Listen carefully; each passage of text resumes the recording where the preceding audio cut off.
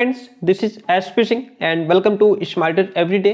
Dear friend, बात करेंगे CSJM BEd third semester यानी कि कानपुर यूनिवर्सिटी के अकॉर्डिंग बीएड थर्ड सेमेस्टर जो पेपर फर्स्ट है आपका, जिसका नाम है विद्यालय नेतृत्व एवं प्रबंधन, स्कूल मैनेजमेंट एंड लीडरशिप। इसके 3 यूनिट कंप्लीट हो चुकी हैं, प्लेलिस्ट बनी हुई है। आप तीनों यूनिट वहां से सीरियल से सारी क्लासेस देख सकते हैं और बहुत बेहतर, बहुत गजब कंटेंट के साथ आप अच्छे मार्क्स गेन कर सकते हैं।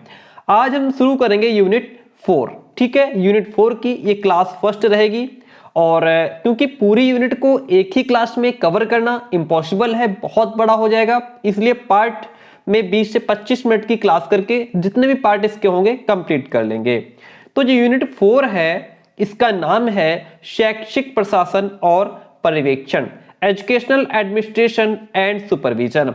आप कोई भी किताब खरीद लीजिए, आप कोई भी इजी नोट्स खरीद लीजिए, लेकिन जो कंटेंट आपको इस हमारी पीडीएफ्स में, हमारे कंटेंट में मिलेगा, जितनी आसान भाषा में, कम शब्दों में बड़ी सी बड़ी बात हमने लिखी है, तो वो आपको कहीं नहीं मिलने वाला है। ठीक है, और हम पेड नोट्स भी प्रोवाइड कराते हैं।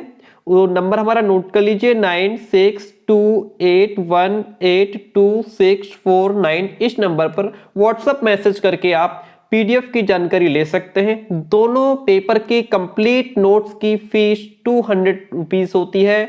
इसके बाद हमारे नोट्स लेने के बाद आपको बाहर से ना तो कोई किताब ना तो कोई इजी नोट्स खरीदने की आवश्यकता रहेगी। चलिए शुरू करते हैं। देखिएगा, शैक्षिक प्रशासन क्या है। शैक्षिक प्रशासन 2 शब्दों में, यानी कि जो शैक्षिक प्रशासन है हमारा वह 2 शब्दों, एक तो शिक्षा जिसको हम इंग्लिश में एजुकेशन कहते हैं, दूसरा देखिए हमारी क्लास को अगर आप ध्यान से सुनेंगे, पढ़ेंगे, जानेंगे, समझेंगे तो साथ में ही याद हो जाएगा। शैक्षिक प्रशासन 2 शब्दों, पहला आपका शिक्षा है, दूसरा प्रशासन है।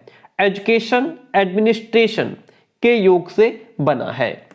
शिक्षा शब्द अंग्रेजी भाषा के एजुकेशन शब्द का हिंदी रूपांतरण है, जो लैटिन भाषा के एडुकेटम शब्द से बना है। देखिए यहाँ पे बात हो रही है शैक्षिक प्रशासन की, तो हम थोड़ा डीप तो जाएंगे ही। अगर हमसे अर्थ पूछ रहा है तो अर्थ में हमें पूरी बात कहनी होती है। भाई, शैक्षिक प्रशासन 2 शब्दों से बना है, शिक्षा से और प्रशासन से। शिक्षा को इंग्लिश में एजुकेशन कहते हैं, प्रशासन को इंग्लिश में एडमिनिस्ट्रेशन कहते हैं। जो शिक्षा शब्द है ये हमारा एजुकेशन, इसका इंग्लिश है, जो कि लैटिन भाषा के एडुकेटम शब्द से बना है। और ये जो एडुकेटम बना है ये ई और डूको शब्द के मिलने से बना है। यहाँ पे जो ये ई है, ई का अर्थ होता है अंदर से और डूको का अर्थ होता है बाहर की ओर या आगे बढ़ना या अग्रसर करना। ठीक है, तो इस प्रकार से जो शिक्षा है, शिक्षा का शाब्दिक अर्थ हो गया बालक की आंतरिक शक्तियों को बाहर की ओर निकालना। ठीक है, शिक्षा का यहाँ पे शाब्दिक अर्थ क्या हो गया, बालक की आंतरिक शक्तियों को बाहर निकालना। ठीक है, क्योंकि एजुकेशन बना एडुकेटम से है, एडुकेटम 2 शब्दों से बना है, ई और डूको से। ई का मतलब होता है अंदर से, डूको का मतलब होता है बाहर, आगे बढ़ना, अग्रसर करना। तो कुल मिलाकर के बालक की आंतरिक शक्तियों का विकास करना। अब हम बात करेंगे प्रशासन शब्द का क्या मतलब होता है। प्रशासन शब्द अंग्रेजी भाषा के एडमिनिस्ट्रेशन शब्द का हिंदी रूपांतरण है, जिसका अर्थ होता है प्रबंध करना, सेवा करना या निर्देशन देना। एडमिनिस्ट्रेशन शब्द की जो उत्पत्ति है वो लैटिन भाषा के मिनिस्टर शब्द से हुई है, जिसका अर्थ होता है सेवा करना। मिनिस्टर माने मंत्री तो होता ही है, लेकिन यहां पे मिनिस्टर का अर्थ क्या होगा, सेवा करना। बात क्लियर हुई। तो इस प्रकार से जो एडमिनिस्ट्रेशन शब्द है प्रशासन, इसका शाब्दिक अर्थ हो गया दूसरों की सेवा करना या अपने अधीनस्थ लोगों की सेवा प्रभावशाली ढंग से करने की एक कला। जो आपके अधीनस्थ हैं, जो आपके नीचे काम कर रहे हैं, जो लोग आपके साथ काम कर रहे हैं, उनको बहुत ही इफेक्टिव तरीके से काम लेने की एक कला जो है वो एडमिनिस्ट्रेशन कहलाता है। अब हम बात करेंगे शैक्षिक प्रशासन का वास्तविक अर्थ क्या होता है। शैक्षिक प्रशासन का वास्तविक अर्थ देखिएगा। शैक्षिक प्रशासन का वास्तविक अर्थ शिक्षा प्रक्रिया को सुचारू रूप से चलाने वाली उस व्यवस्था से है जिसके अंतर्गत प्रत्यक्ष या अप्रत्यक्ष रूप से काम करने वाले व्यक्तियों के विचारों एवं प्रयासों में सामंजस्य या संबंध स्थापित किया जाता है। पॉइंट को समझिए, शैक्षिक प्रशासन जो है इसका मतलब क्या होता है, जो भी हमारा जो है कि शिक्षा प्रक्रिया चल रही है उसको सुचारू रूप से यानी कि उसको बेहतर ढंग से चलाने वाली वह व्यवस्था है जिसके अंतर्गत प्रत्यक्ष जो चीज सामने है, अप्रत्यक्ष जो हमारे सामने नहीं है, उसमें काम करने वाले जो व्यक्ति हैं उनके विचार, उनके एफर्ट्स, उनके प्रयास जो हैं उनमें एक सामंजस्य स्थापित किया जाता है। ठीक है। और भौतिक तत्वों एवं शिक्षा संबंधी जो अन्य साधन होते हैं उनका इस प्रकार से उपयोग किया जाए कि छात्रों में मानवीय गुणों का विकास प्रभावशाली ढंग से हो। भाई आप अपने कॉलेज जाते हैं, आप अपने स्कूल जाते हैं तो वहां भी आपका शैक्षिक प्रशासन लागू होता है। वहां भी जो एडमिनिस्ट्रेशन होता है, जो प्रशासन होता है, वो पूरी व्यवस्था को देख रहा होता है। ठीक है। जो टीचर्स हैं, जो स्टूडेंट्स हैं, उनके बीच में एक सामंजस्य स्थापित हो, एक सही तरीके से जो एजुकेशन प्रोसेस चल रहा है वह एक सही डायरेक्शन में जा सके, अपने उद्देश्य की लक्ष्य की प्राप्ति कर पाए, अपने उद्देश्य की प्राप्ति कर पाए, अपने लक्ष्य की प्राप्ति कर पाए, है ना। तो हर एक चीज पर नजर रहती है प्रशासन की। ओके। अब इसकी कुछ और वही सारे काम एक इफेक्टिव तरीके से कैसे लिए जाएं, ये सारा काम प्रशासन का होता है। परिभाषाएं कुछ दी गई है, इसके बारे में हम परिभाषाओं को समझते हैं। देखिएगा, फॉक्स विश और रफनर के अकॉर्डिंग कहा गया है शिक्षा प्रशासन एक सेवा कार्य है जिसके द्वारा शैक्षिक प्रक्रिया के उद्देश्यों की प्राप्ति जो है वह प्रभावशाली ढंग से होती है। जो भी हमारे शिक्षा से संबंधित जो भी उद्देश्य निर्धारित किए गए हैं उनकी प्राप्ति जो है वह प्रभावशाली ढंग से हो, यह काम किसका है? प्रशासन का है। आगे बढ़ते हैं और बात करते हैं बेल्फोर ग्राहम। देखिए कोई भी टॉपिक हो आपको दो परिभाषाएं तो रट करके जानी ही है क्योंकि पेपर आपका सब्जेक्टिव होगा। ठीक है। तो परिभाषाएं आपको रटनी पड़ेंगी। हालांकि अभी तक 90% 95% वी कैन से एग्जाम आपका सब्जेक्टिव होगा, 5% चांसेस हैं कि ऑब्जेक्टिव, बाकी उसका चांस नहीं है। बेल्फोर ग्राहम शिक्षा प्रशासन उपयुक्त बालकों को उपयुक्त शिक्षकों के द्वारा समुचित शिक्षा प्राप्त करने योग्य बनाना है। जो शिक्षा प्रशासन है वह बालकों को उपयुक्त शिक्षकों के द्वारा, अच्छे अध्यापकों के द्वारा समुचित शिक्षा प्राप्त करने के योग्य बनाना है जिससे वे उपलब्ध आर्थिक साधनों का उपयोग करके अपने प्रशिक्षण से सर्वोत्तम प्राप्त करने में समर्थ हो सकें। शैक्षिक प्रशासन के कुछ कार्यक्षेत्र हैं, इन पर हम नजर डालते हैं। स्कोप ऑफ एजुकेशनल एडमिनिस्ट्रेशन, क्योंकि कार्यक्षेत्र जरूर पूछ लेता है और बहुत इंपॉर्टेंट है कार्यक्षेत्र इसका कार्यक्षेत्र हो गया, आवश्यकता हो गई, सिद्धांत हो गया, ये तो 110% पूछे ही जाते हैं। शैक्षिक प्रशासन में शिक्षा संबंधी सभी योजनाएं, कार्यप्रणालियां, नीति, निर्देशन, नियंत्रण, पर्यवेक्षण, निरीक्षण, बजट आदि बातें आती हैं। जो हमारा शैक्षिक प्रशासन है उसमें शिक्षा से संबंधित जो योजनाएं तैयार की गई हैं, जो भी कार्यप्रणाली तैयार की जा रही है, नीतियां क्या है, निर्देशन क्या है, नियंत्रण क्या रहेगा, पर्यवेक्षण क्या है, निरीक्षण, बजट कितना, ये सभी बातें किसमें आती हैं? शैक्षिक प्रशासन में आती हैं।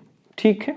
शिक्षा प्रशासन के क्षेत्र में एक और मानवीय तत्व जैसे कि आपके टीचर्स हो गए, भाई आपके शिक्षार्थी हो गए, निरीक्षक हो गए, या आपके बाबू हो गए, चपरासी हो गए, वो सभी मानवीय तत्व हैं आदि आते हैं। तो दूसरी ओर इसके अंतर्गत भौतिक चीजों, भौतिक में जैसे कि आपका भवन हो गया, आपका पुस्तकालय हो गया, विद्यालय हो गया, फर्नीचर हो गया, वित्त, अन्य साज सज्जा की जो भी चीजें हैं वो सभी हमारी भौतिक में आती हैं, भौतिक तत्व हैं वो सब। ठीक है।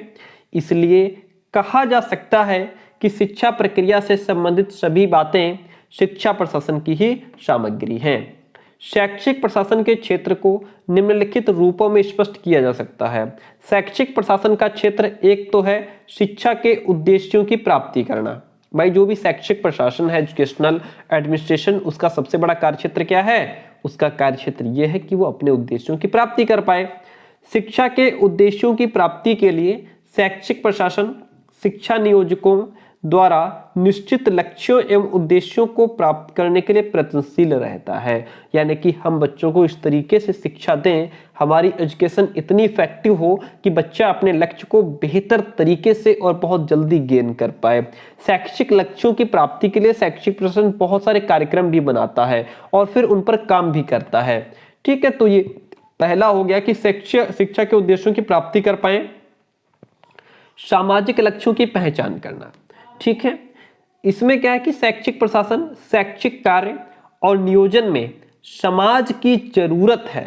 शैक्षिक प्रशासन शैक्षिक कार्य और नियोजन में क्या है, समाज की जरूरत है, ये है ना। और वो सामाजिक लक्ष्यों, प्रथाओं, आकांक्षाओं, दर्शन, आदर्शों को पहचान करके उसका एक क्रिएशन भी करता है, उसका सृजन भी करता है। वैधानिक संरचना भी इसका एक कार्य क्षेत्र है। इसके अंतर्गत वैधानिक नियम और अधिनियम की बातें आती हैं, जो शैक्षिक प्रशासन के माध्यम से ही सुचारू रूप से संचालित हो पाती हैं। कार्मिक वर्ग देखिएगा, शैक्षिक प्रशासन के क्षेत्र में कर्मचारियों का चयन, है ना भाई, शैक्षिक प्रशासन में हमें कर्मचारियों का चयन भी तो करना है ना, प्रशिक्षण कार्य भी करने हैं, प्रकार प्रक्रिया निर्धारण, कल्याणप्रद योजनाएं, ये सभी कार्मिक वर्ग में आती हैं। भौतिक सुविधाओं के अंतर्गत हमारा शैक्षिक प्रशासन शिक्षा से संबंधित अनेक भौतिक सुविधाएं जैसे कि भवन, विद्यालय, फर्नीचर, उपकरण, रखरखाव आदि भौतिक सुविधाओं की व्यवस्था कौन करता है, शैक्षिक प्रशासन यानी कि प्रशासन करता है। विद्यार्थी की अगर बात करें, शैक्षिक प्रशासन विद्यार्थियों की आवश्यकता को ध्यान में रख करके कि स्टूडेंट्स की नीड्स क्या है, उनको ध्यान में रख करके उनके प्रवेश, अनुशासन, प्रगति आदि के नियम बनाता है कि जो एडमिशन लिए जाएंगे उनका क्या रूल रहेगा, बच्चे को किस तरीके के क्वेश्चंस दे करके उसका टेस्ट लिया जाएगा, अनुशासन क्या रहेंगे, प्रगति कैसे होगी, ये सारे रूल कौन तैयार करता है, प्रशासन करता है। और फिर बालक को उन रूल्स को फॉलो करना होता है। शैक्षिक प्रशासन की आवश्यकता क्या पड़ी, क्यों जरूरत पड़ी एजुकेशनल एडमिनिस्ट्रेशन की। शिक्षा की प्रक्रिया को व्यक्ति एवं समाज दोनों के हित में संचालित करने के लिए आवश्यकता है। भाई जो एजुकेशन प्रोसेस है, जो एजुकेशन सिस्टम है, उसको बेहतर ढंग से रन कराने के लिए व्यक्ति और समाज दोनों का सहयोग बहुत आवश्यक है ना। ठीक है, बात क्लियर हुई। शिक्षा के कार्यों में सुगमता आ जाए, कुशलता आ जाए, सरलता आ जाए, इन सभी चीजों को उत्पन्न करने के लिए शैक्षिक प्रशासन की आवश्यकता होती है। शैक्षिक उन्नति के लिए शैक्षिक प्रशासन की आवश्यकता होती है कि शिक्षा के क्षेत्र में बच्चे को उन्नति कैसे मिले, है ना।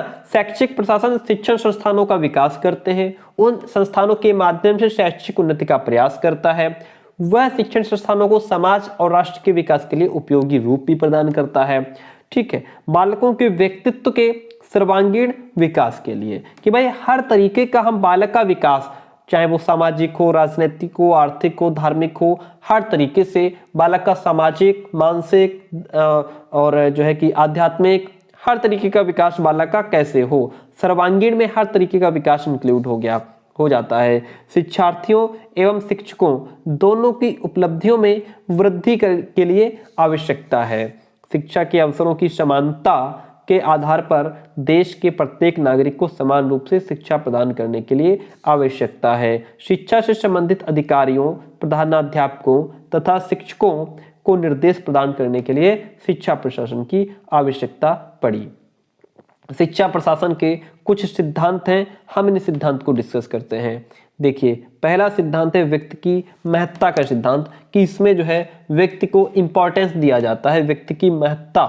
ठीक है, शिक्षा फाइल केंद्रित न होकर व्यक्ति केंद्रित होनी चाहिए। भाई जैसा कि आजकल शिक्षा है हमारी, बालक को सेंटर में रख करके शिक्षा दी जाती है, चाइल्ड सेंटर्ड एजुकेशन है, तो यहाँ पे फाइल केंद्रित नहीं होनी चाहिए, व्यक्ति केंद्रित होनी चाहिए।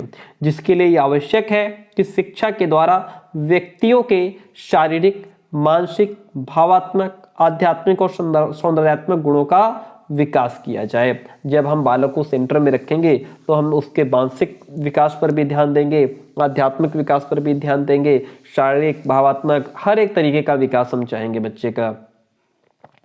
सामाजिक तथा राष्ट्रीय हित का सिद्धांत देखिएगा, प्रशासन का यह एक महान कर्तव्य हो जाता है कि वह विद्यालयों का संगठन राष्ट्रीय तथा सामाजिक वातावरण के उद्देश्यों, आदर्शों, क्रियाओं, भागों तथा उनकी आवश्यकताओं को ध्यान में रख करके करे, है ना। प्रशासन का क्या कर्तव्य हो जाता है? प्रशासन का कर्तव्य ये हो जाता है कि विद्यालय का जो संगठन है वह राष्ट्रीय और सामाजिक वातावरण के उद्देश्यों को लेकर के होना चाहिए, आदर्शों को ध्यान में रख करके काम करना चाहिए, ठीक है, जिससे समाज और राष्ट्र की उन्नति संभव हो पाए। प्रजातांत्रिक व्यवस्था के अनुरूप का सिद्धांत देखिएगा। शैक्षिक प्रशासन को समाज के राजनीतिक ढांचे के अनुरूप ही अपने उद्देश्यों, कार्यक्रमों, योजनाओं तथा नीतियों को अपनाना चाहिए।